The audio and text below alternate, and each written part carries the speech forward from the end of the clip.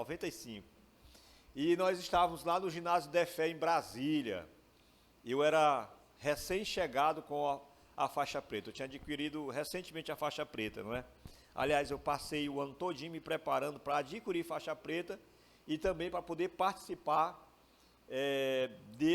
dessa competição, que o campeão, em cada categoria, iria participar do Pan-Americano em Cuba, que seria logo depois dessa competição. E eu treinei bastante, não é? Sem nenhuma experiência de ter participado de qualquer outro campeonato. Inclusive, na época, a gente via assim, algumas lutas que valia a pena assistir, né? Alguns atletas tinham um lá que eu conheci, de Pernambuco. Se você for pesquisar, você vai encontrar esse camarada na internet, né? Soneca, me parece que ele era de Pernambuco, ele lutou lá.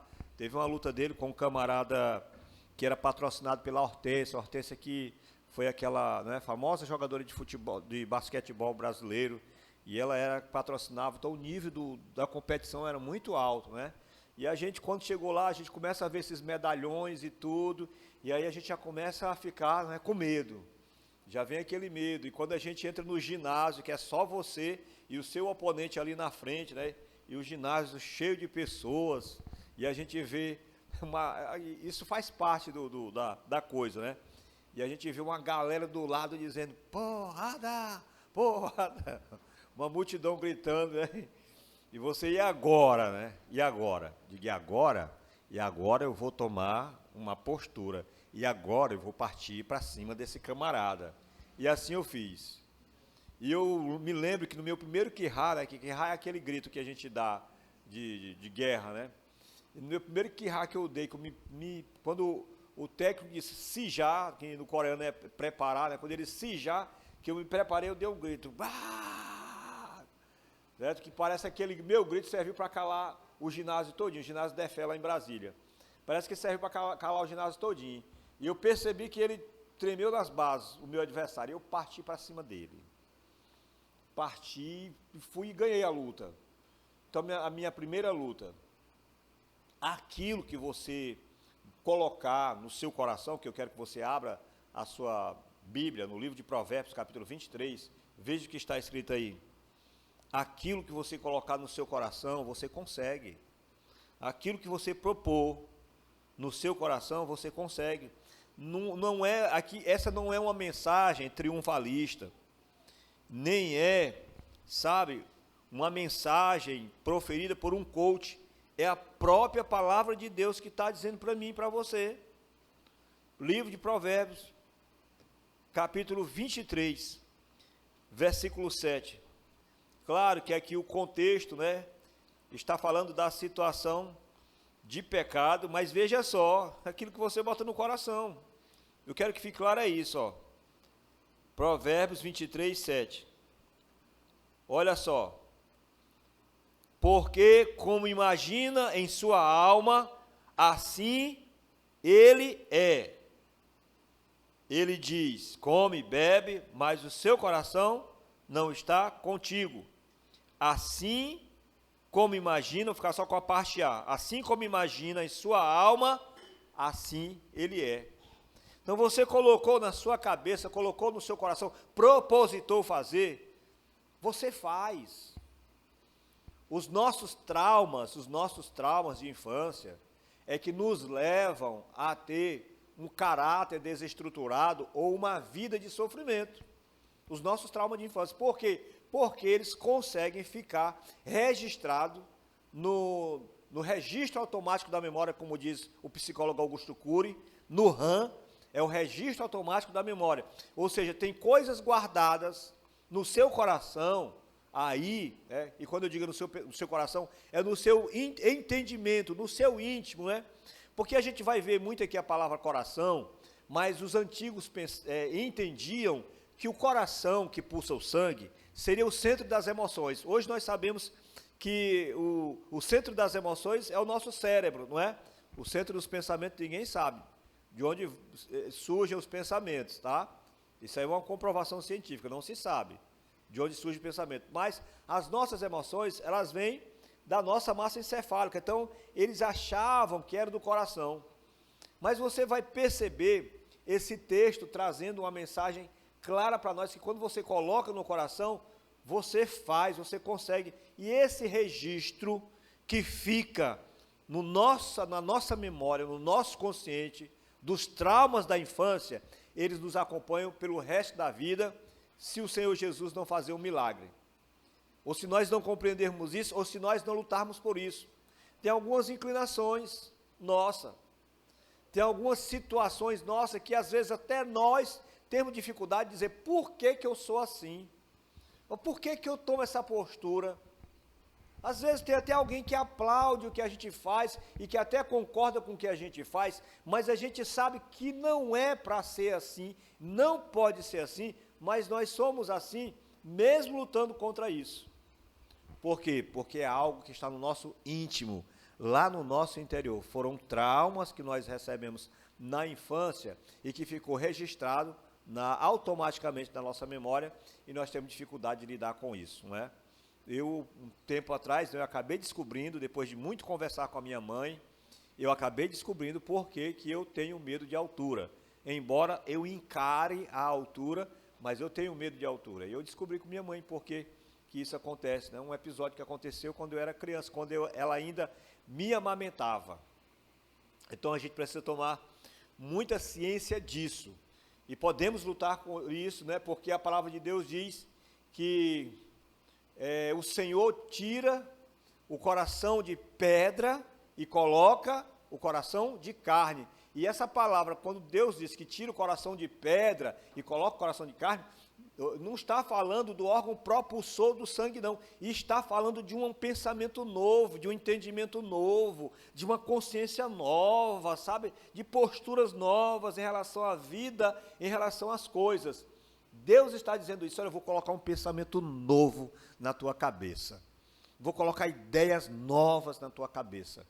Ele diz: vou arrancar o coração de pedra e colocar um coração de carne. Porque a pessoa diz: o fulano tal, mas tem a cabeça dura. Não tem esse ditado? Fulano tal tem a cabeça dura.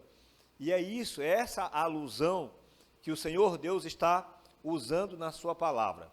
Veja só como é interessante, como é que é a nossa mente. Você conhece várias experiências, mas só citando, eu gosto de citar essa experiência. Você pega uma tábua de 1 metro, de largura, uma tábua de 1 metro de largura, que resiste, é bem resistente, e coloca ela a uma altura de meio metro, num obstáculo de 20 metros. Ela suspensa, numa altura de meio metro, num obstáculo distante 20 metros um do outro. Eu tenho aqui a tábua de 1 metro, e ela está marcando uma distância entre um obstáculo e o outro de 20 metros. Alguém diz: você tem coragem de passar caminhando nessa tábua que está à altura de 1 metro, de meio metro, de um lado para outro? Tem gente que vai passar de costas, né? Outros passam até correndo, né? Outros passam até pulando num pé só. Agora você pega uma tábua de 2 metros e coloca ela só numa distância de 5 metros, numa altura de um prédio de 10 andares, de um lado para o outro. Tem gente que não atravessa.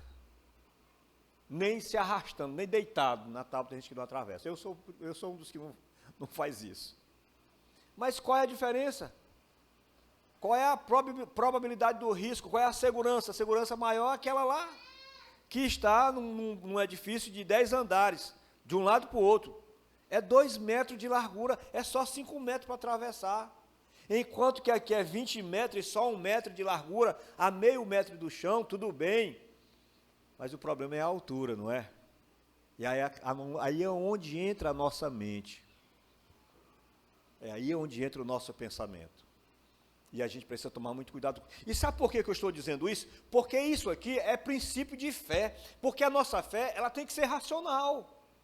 Ela é racional, ela não é, sabe, a nossa fé, ela é racional. E Deus lida com a nossa racionalidade. Por isso que Ele quer que nós conheçamos a palavra dEle, para poder entender Ele. Porque sem conhecimento de Deus, não tem como crer nesse Deus.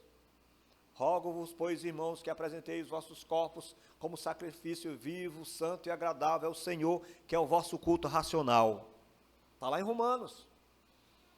Então, a nossa relação com Deus, a nossa relação de fé, ela tem que ser uma relação de cognição, de entendimento. Começa por... Chegou para o paralítico, levanta e anda.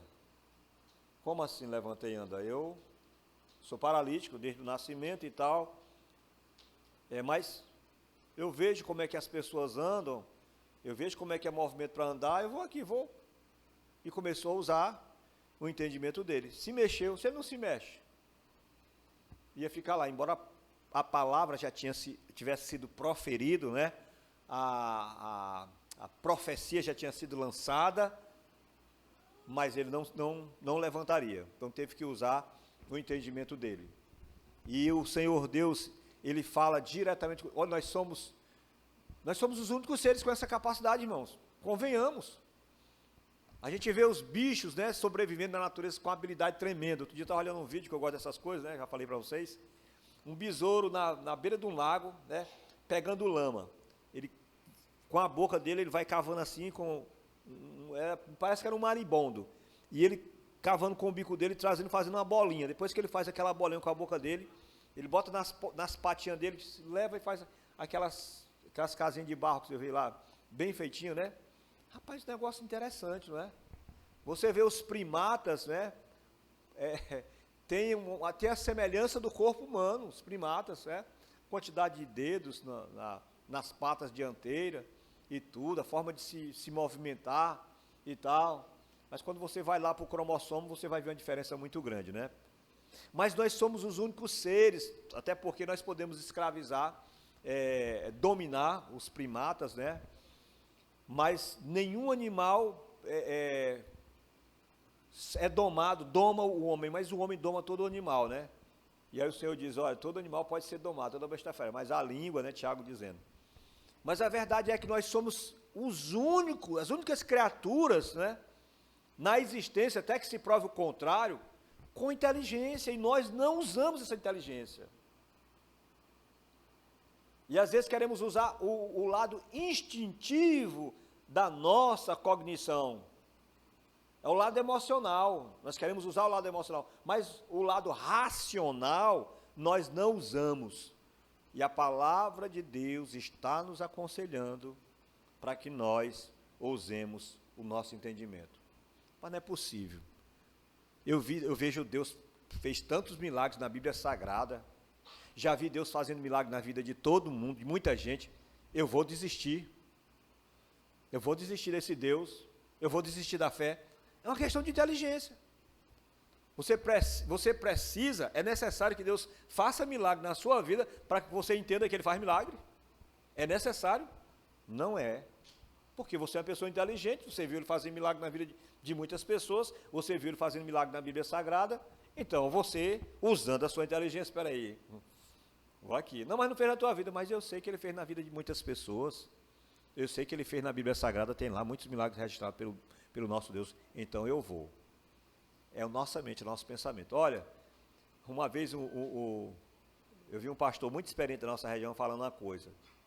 Disse, eu conheço homens tão bons, mas tão bons na nossa associação, que às vezes as igrejas não sabem amar, não conseguem amar. Mas por que é? Porque quando uma ovelha começa a estigmatizar, descompatibilizar com o pastor, ele pode chegar no púlpito de asas. Ele pode aparecer lá no púlpito com asas de anjo, mas ele não será aceito. Por quê? Porque a pessoa botou na cabeça ali aquela antipatia, aquele negócio, e o capeta trabalha nisso, e é na mente da pessoa. E a gente precisa tomar muito cuidado com isso. Não tem essa, eu não fui com a cara de fulano de tal, você nem conhece a pessoa. Eu não vou com a cara de cicrano, você nem conhece. Aí daqui a pouco você começa a conviver com uma pessoa e diz, olha, eu tinha uma impressão totalmente diferente de você. Isso acontece demais, porque abençoadamente que o Senhor nos deu, esse abençoado entendimento, essa capacidade cognitiva maravilhosa que o Senhor nos dá. Meu Deus do céu, o homem já fez tanta coisa, tantas maravilhas, tanta criação, a biotecnologia está aí, né? E hoje eu ainda sou assim, abestalhado com a nanotecnologia, né? São micro-robôs que é colocado na corrente sanguínea e percorre o corpo todinho. Então o homem tem essa capacidade, né, de criar, de inventar, de transformar, usando a sua inteligência, mas não tem capacidade de se relacionar com o outro. A inteligência nossa não é suficiente para que nós nos relacionemos bem com as outras pessoas. É preciso Deus dizer, em conhecendo a nossa limitação, ame o teu próximo como a ti mesmo. É preciso o Senhor Jesus dizer, conhecendo a nossa limitação, tudo quanto vós quereis que os outros vos façam, fazei-lhes vós aos outros também, porque esta é a lei e os profetas. Mateus capítulo 7, versículo 12. Mas é preciso que nós tomemos cuidado, sabe? Vou dormir à noite. Isso, eu já coloquei em prática isso, né? Estou aqui passando, eu passei por um vestibular desse negócio. Eita, estou passando mal. Como assim? Eu acabei de fazer os exames tudinho, eu estou bem. Quer saber, eu vou dormir. Amanhã eu vou resolver o que tiver que resolver. Eu não estou nem aí por rir pegando fogo, eu quero comer peixe frito. É assim que a gente tem que ser em determinados momentos da nossa vida. Veja o que diz aí, Provérbios capítulo 4.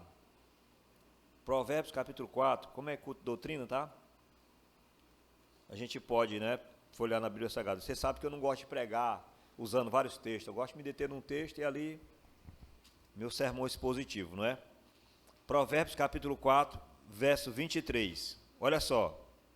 Sobre tudo o que se deve guardar, guarda o coração, porque dele procedem as saídas, procedem as fontes da vida. Olha que coisa maravilhosa. Sobre tudo que se deve guardar, guarda o coração, porque dele procedem as fontes da vida. Use a sua inteligência. Use a sua inteligência. Guarde os seus pensamentos, né? Comece a projetar coisa boa sobre o outro, para você se relacionar bem com o outro. Comece a procurar qualidades, né? Porque a gente, quando olha para a pessoa, a gente só acha defeito, não é? Nós temos uma facilidade, a gente senta na cadeira de juiz e olha para a pessoa e só acha defeito. E o pior é que a gente não fica com o defeito que a gente vê no outro, não. A gente fala para o outro o defeito do outro. Aí o outro começa a olhar também, realmente, tá? Começa a pensar como a gente pensa. Mas, ô Jesus, mas comece a procurar qualidade no outro. Eu, quando eu estou chateado com a mulher, eu vou lembrar do primeiro dia que eu conheci ela. Aí a coisa, né, a coisa melhora. Começa a lembrar, do primeiro dia que a gente se encontrou, né, do primeiro beijo e tal. Aí a coisa muda totalmente. Mas se você colocar na sua cabeça, né, começar a colocar minhoca na sua cabeça, pode ter certeza que daqui a pouco está um lamaçal. Guarda o teu coração, porque dele, guarda o teu pensamento, guarda a tua cognição, porque dele procedem as saídas da vida. Veja aí Jeremias capítulo 17, conhecidíssimo de todos nós, né? Jeremias capítulo 17, versículo 9. O que diz lá? Enganoso é o coração, é a mente, mais do que todas as coisas, e desesperadamente corrupto. Quem o conhecerá? O seu pensamento, as suas ideias, né? O seu entendimento, nosso entendimento, ele é desesperadamente corrupto. Quem conhece? Isso não tem ninguém, não. E a nossa mente, ela nos prega peça. E aí, sabe o que o texto continua dizendo? Eu, o Senhor, versículo 10, esquadrinho o coração, eu provo os pensamentos, e isto para dar cada um segundo o seu proceder, segundo o fruto das suas ações.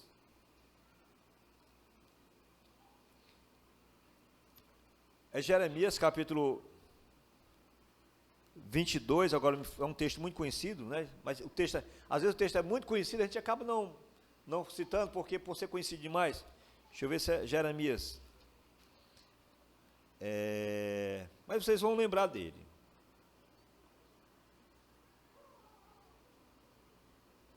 Eu é que sei que pensamento tem ao vosso respeito.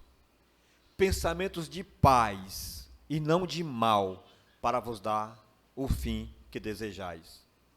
E a palavra de Deus diz, assim, aí já é Isaías, assim como os céus são mais altos do que a terra, assim são os meus pensamentos em relação aos vossos pensamentos. E olha que o nosso pensamento ele vai longe, mas o Senhor Deus está dizendo, o meu pensamento vai mais longe que o de vocês. Aliás, não tem fim, porque o céu não tem fim. Mateus capítulo 12, versículo 33. Eu vou correr só para ajudar você. Mateus capítulo 12, verso 34. Veja o que diz em Mateus capítulo 12, verso 34.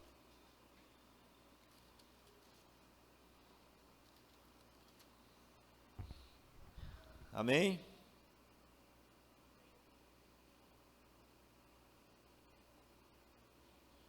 Raça de víboras, como podeis falar coisas boas, sendo maus?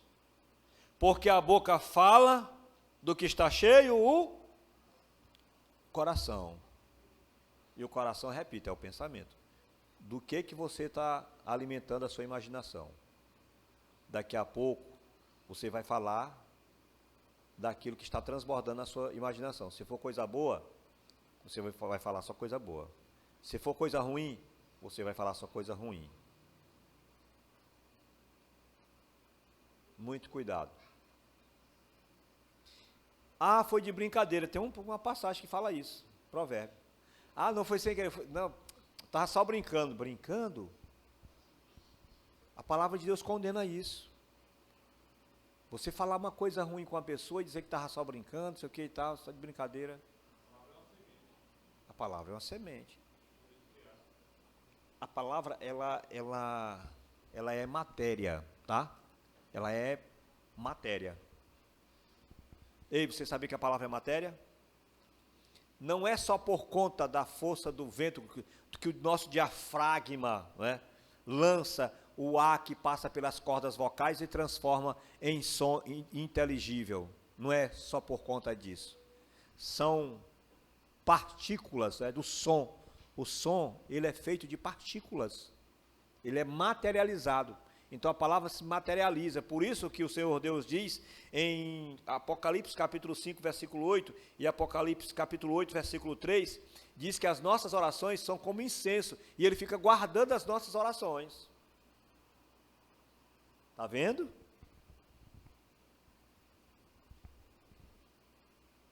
E a mensagem é, vamos mudar o nosso pensamento. Bora começar a pensar diferente para que nós tomemos uma postura totalmente diferente. Gênesis capítulo 6. Quem está falando aqui, irmãos, é Deus, não é? Olha o que Deus diz na sua palavra.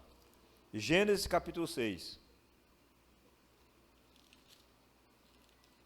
Gênesis capítulo 6, versículo 5. Antes do dilúvio, não é? Antes do dilúvio. Viu o Senhor que a maldade do homem se havia multiplicado na terra e que era continuamente mal todo o desígnio do seu coração. O dilúvio veio porque Deus disse, rapaz, o pensamento do homem agora não tem, o homem contaminou o pensamento dele agora. E o pensamento do homem agora é só mal. Eu vou ter que mandar o dilúvio para ajeitar a situação, para equilibrar a situação, porque estava demais, né? E o dilúvio veio por conta disso. Um pensamento, né? Uma forma de pensar, e aqui nós estamos falando de, né? Não estamos falando de 1 bilhão de pessoas. Não tinha tanta gente assim na Terra, né? Tanto é que os que escaparam foram só 8, não é? Sem, Cão, Jafé, com as esposas, Noé e a esposa dele. Mas olha aqui o que o Senhor Deus está dizendo para mim e para você.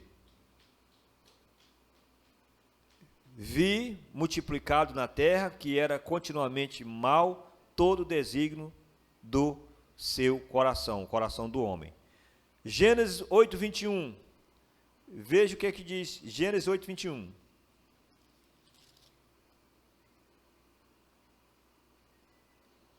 Diz assim: e o Senhor aspirou o suave cheiro e disse consigo mesmo, depois que Noé faz o culto para ele, né? Não tornarei a amaldiçoar a terra por causa do homem, porque é mau o desígnio íntimo do homem desde a sua mocidade, nem tornarei a ferir todo vivente como fiz. Não, eu já sei que o homem é mau, eu já sei que o desígnio dele, né, o entendimento dele, o pensamento dele é mau, estou compreendendo que é isso, eu não vou mais destruir a terra não. A inclinação do homem é para isso. É por isso que a palavra de Deus, né, nos orienta que a gente deve estar sempre meditando nela, de dia e de noite. Meditando nela. E lá em Provérbios, capítulo 22, diz que nós devemos inculcar, né, a palavra de Deus nas nossas crianças, né, nos nossos filhos, inculcar. O que deve preencher a nossa mente é a palavra de Deus. E para finalizar, veja o que diz Romanos, capítulo 12. Romanos, capítulo 12.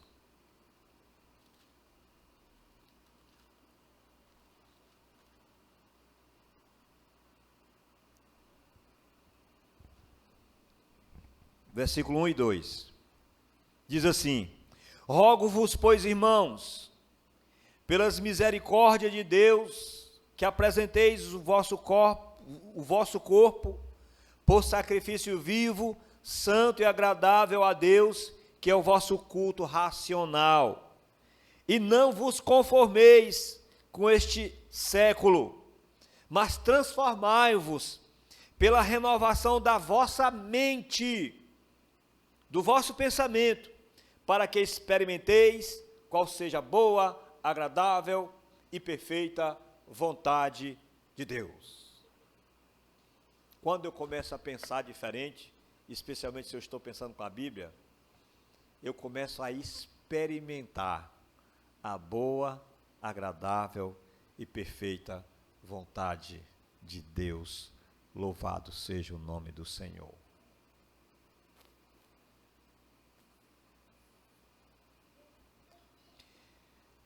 A depressão, com todo respeito às ciências que tratam hoje do comportamento humano, psicanálise, psicologia, psiquiatria, ela pode ser perfeitamente curada somente através da palavra.